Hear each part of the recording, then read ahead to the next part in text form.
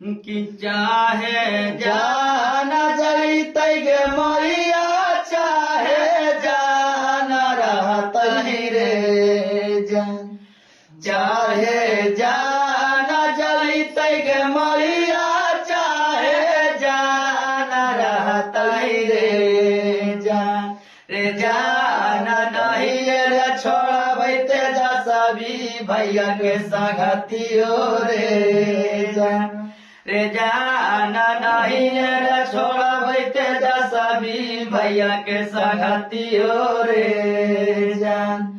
एक भोटावा के चाची ललटन पर दबई हो गे जान, एक भोटावा के चाची ललटन पर दबई हो गे जान, गे जान युवासी भैया तेजस्वी बनई हो गे जान, गे जान युवासी भैया तेजस्वी बनई हो गे जान।